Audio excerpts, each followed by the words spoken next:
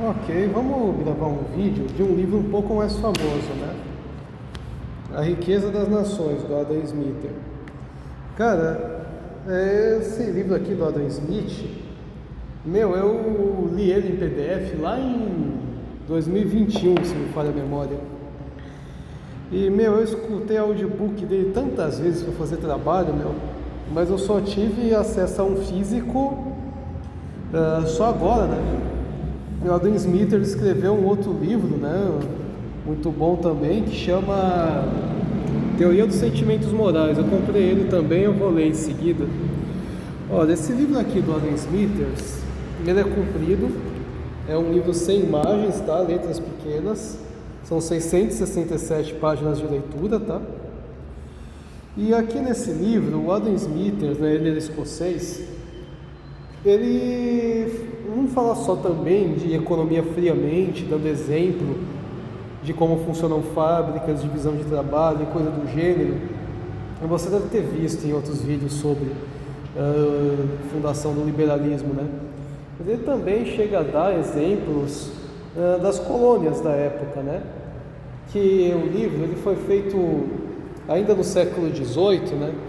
Então ali tem muito exemplo que acontecia no colonismo americano, de Portugal e Espanha, né? E, enfim, né? E ele ataca muito também o mercantilismo, né? O fim do mercantilismo / fisiocracia foi a criação do liberalismo, né? Porque antes tinha uma mentalidade francesa muito ridícula de achar que, por exemplo, né, a classe estéril era considerada inútil, né? Que no caso seriam artesãos, etc., né? Operários, comerciantes. E como é que eles não produzem riqueza? Se o preço acaba vindo do que eles produzem, do que eles fazem, da demanda deles, né? Porque na lógica mercantilista era assim: muito ouro bom, pouco ouro ruim. A lógica deles, a única coisa que era difusor de riqueza era a agricultura. E não é bem assim que funciona, né? Você não pode dizer que eles são inúteis. O agricultor precisa de alguém que produza a pá dele, a foice dele, os martelos dele, e que saiba arranjar plantas quando ele precisa de produtos novos, né? Então, todo ser humano é produtor de cultura, né? E propenso a trazer alguma contribuição, né? Ou pelo menos 99% dos seres humanos, né? Olha, no livro ele fala muito da divisão do trabalho, que você deve ter ouvido falar bastante, né? Que tem a especialização. E, em consequência, ele também fala de, claro, educação. Tem uma parte do livro que ele fala de educação que pouca gente fala, né? Assim, o Adam Smith, ele costuma dar sempre aqui, a gente costuma sempre escutar aquele exemplo da agulha, né? Uma pessoa arranja o metal, outra acaba cortando aquele formato, fervendo e cria agulha, né, para botar tudo em venda. Uma pessoa sozinha faria uma agulha, uma bolsa, coisa parecida, em um mês, uma semana, né, o seu estoque, para depois tentar vender. Mas com a divisão de trabalho, coisa assim, demoraria um dia para ficar pronto, né, o produto. E aí que tá, se uma coisa é sua, mas você precisa de ajuda na produção, aí que acaba cabendo o quanto você deveria pagar a cada um dos seus funcionários, né? O Adam Smith, ele foi crítico da escravidão também, né? E ele fala também sobre a barganha, né? Que é uma necessidade natural de troca que o ser humano tem, né? E do trabalho de um pelo de outro, né? Ele exemplifica que animais não fazem barganha. Mas assim, a gente hoje, no século XXI, que estuda bicho, a gente descobre que tem sim animal que faz barganha, viu? Chimpanzés, por exemplo, a fêmea pode se prostituir em troca de comida e proteção, na verdade, né? E você vê que teve cientista que fez experimentos de ensinar macacos a usarem dinheiro. E, eles ficaram violentíssimos pelo dinheiro. Fora também, lêmures que contribuem dando comida para bichos terrenos, né, que é fruta que eles jogam de propósito ali lá de cima depois que comem. Se bem que acho que isso nem conta como troca, acho que ele só come um pedaço, enjoa e joga para baixo. Mas enfim, um biólogo pode explicar melhor isso, se realmente existe troca no mundo animal. Mas enfim, né? Só voltando a falar sobre educação, ele defendia sim a educação mínima para impedir que o pessoal fosse alienado por teocratas e aristocratas políticos, né? Imagina um cara que fica a vida inteira só martelando. Ele provavelmente pode ser muito bem manipulado porque ele sabe muito bem fazer o que ele faz, mas só o trabalho físico não adianta. Uma coisa assim que eu aprendi com a vida, né, é que você pode ser a pessoa mais inteligente no mundo em alguma matéria, história, química, geografia, mas o mercado ele não precisa de conhecimento aleatório, ele precisa de braço para trabalhar, né? Então não adianta você ficar só estudando coisas que você não coloca em prática no dia a dia para o trabalhismo, né? Isso é uma falha na educação que nós temos, eu acho, porque a escola não te ensina a arranjar um emprego sobre profissões básicas, e profissão básica eu digo algo que não necessite de faculdade, né?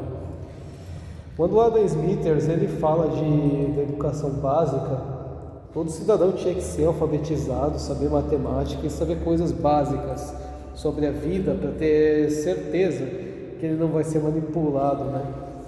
Mas, enfim, né? E quando a gente fala de barganha, né?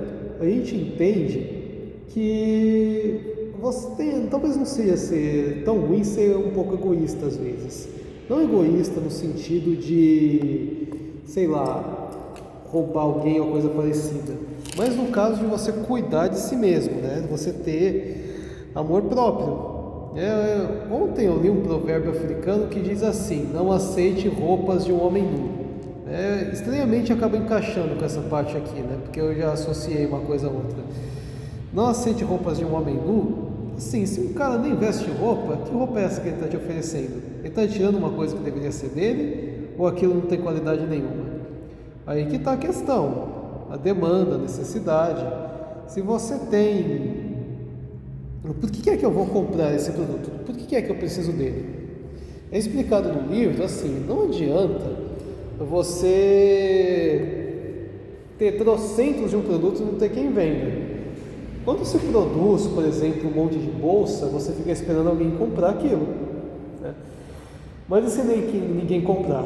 Vai ficar no estoque. Você vai ter que arranjar outra forma de vender aquilo, ou você vai ter que produzir outra coisa para continuar com renda. Senão você vai ficar com uma mesmice e vai possivelmente te faltar, né? E a gente evolui disso para produtos que é difícil ter alguém que compre. Cara, eu lembro que quando eu fui na exposição do DC Comics que teve, eu nem lembro onde foi um museu da DC Comics, eu fui até fantasiado de Bolinha lá, né, que é o meu personagem da DC. Cara, eu vi ali umas estatuetas que custavam 10 mil reais, 100 mil reais cada. Estatueta do tamanho deste livro aqui, meu, preço de um carro, preço de uma casa. E você vê que quando você vender aquilo, vai ter bastante dinheiro, mas quem é que vai comprar aquilo? Uma pessoa que tem 100 mil reais, meu, ela está interessada em, sei lá, comprar uma casa decente ou fundar um negócio. Então, então não adianta você produzir uma alta demanda daquele produto, mesmo porque se você produzisse vários, além de ser uma coisa que ia possivelmente te falir, porque quase ninguém compra, possivelmente a quantidade daquele produto ia até diminuir a raridade dele, o preço, né? Tem até um exemplo sabe aquela ponte vermelha lá, acho que Ponte Gate, que tem lá nos Estados Unidos? Sabia que o cara que projetou aquela ponte lá virou mendigo? Ele foi querer tentar investir em arroz chileno, ele gastou milhões. O problema é que arroz chileno nos Estados Unidos acaba morrendo por causa do clima, então ele faliu. Então mesmo que de repente ele tivesse comprador rapidamente, aquilo ali podia estragar mais rápido do que vender, e foi o que aconteceu, né? Então por que é que eu preciso do seu produto, né? Caneta, que é uma coisa barata, por exemplo, vende rápido, mas você também não tem um lucro muito grande com caneta. Eu já vi, cara, caneta lápis, mais de R$ 20, R$ 100, assim, uma caneta chique, bonita, foi esculpida, não sei o que, e, mano, sinceramente, eu acho que quem compra aquilo é idiota. E tipo de pessoa gasta R$ 80, R$ 100 numa caneta? Tem idiota que faz isso. Mas se o dinheiro é dela, ela gasta com o que quer, mano. Lembra até uma polêmica, né, de uma menininha que tava com uma bolsa de 400, não, bem mais de R$ 400, acho que era mais de R$ 1.000 aquela bolsa lá, bem mais que isso. Aí tinha um professor lá de, sei lá, que federal falando, os bolcheviques estavam certo, não sei o que, tem que decapitar. Ai, cara, eu também acho um péssimo gosto gastar tudo isso numa bolsinha para uma criança.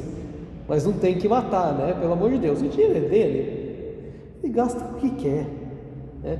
Claro que poderia gastar com coisas mais beneficentes, tipo, sei lá, o Graac, Greenpeace. Mas eu tenho que te lembrar, mano, que você não pode controlar o que a pessoa faz com o seu dinheiro, isso é ditadura, então o dinheiro não seria dele, né? Boa parte dessas instituições, né, elas são basicamente sustentadas por artistas, caso você não saiba, né? A Madonna, mano, ela reformulou Malawi inteiro. Eu descobri isso quando eu li lá a biografia dela. Eu devo ter falado isso lá no vídeo que eu fiz sobre a biografia dela, né? Que o Leonardo DiCaprio, por exemplo, ele é quem mais financia a ONG verde, né? Inclusive, tinha até uma época que o Bolsonaro estava acusando ele de financiar ONGs corruptas que estavam pondo fogo no Amazonas. Foi engraçado.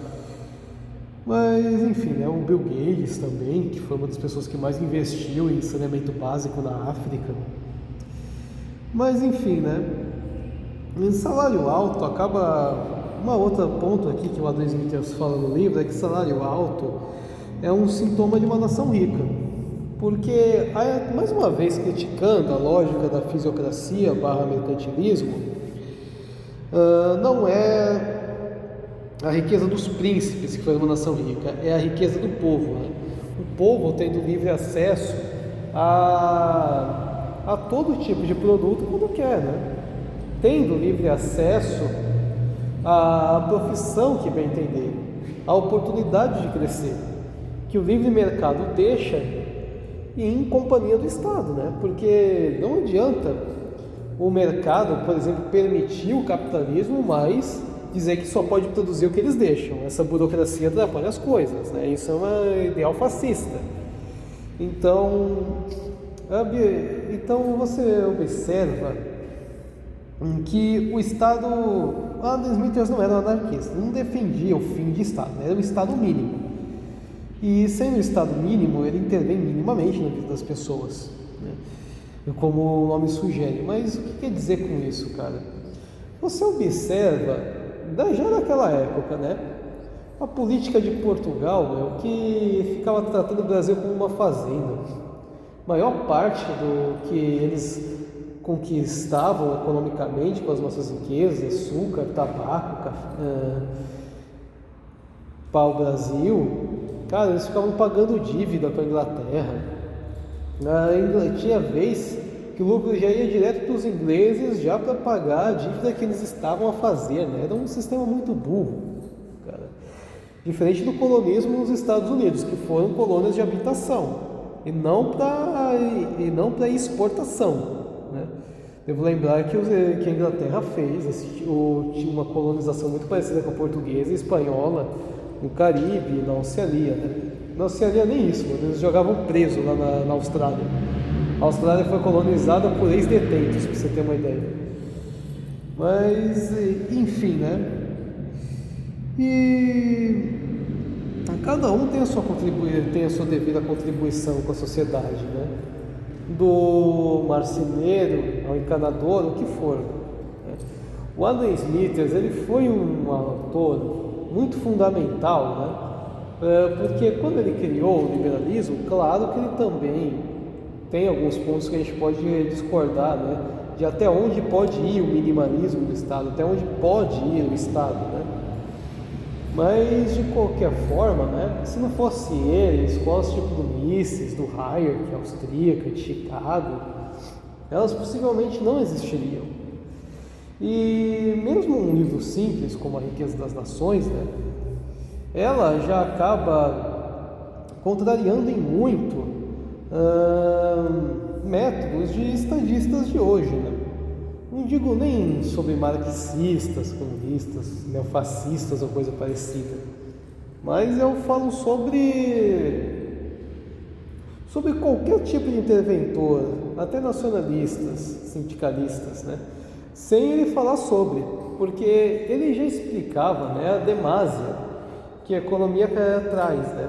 Então você vê que, assim, o primórdio de um estado saudável já tinha sido pensado 3 séculos atrás, cara. Esse livro aqui, ele é muito bom, né? É uma leitura extensa, né? Foi mais ou menos uma semana para eu ler, né? Dá conta meus horários também, né? Como eu falei, é mais de 600 páginas, 667. É um livro que eu recomendo. Todo mundo que gosta de economia, não digo nem necessariamente um liberal, um economista socialista, se é que isso existe, porque socialista não entende de economia. Todo mundo que gosta de economia tem que ler isso aqui em algum momento da vida, né? Porque quando ele exemplifica coisas como o que aconteceu, por exemplo, até no Império Otomano, você entende como funcionava a economia básica, até anterior à internet, né? Porque hoje em dia a gente se perde muito pensando em como precisa de equipamento, né? Mas antigamente que nem isso tinha. Se eles conseguiam, a gente consegue também, né? Claro que tudo passou por um processo de adaptação, mas se começa de baixo, né? Enfim, é um livro que eu gosto bastante. Eu li ele mais de uma vez em PDF. Eu tenho ele físico aqui para minha coleção de livros. E já devo ter lido mais de 30 livros esse ano. Um forte abraço, fica com Deus.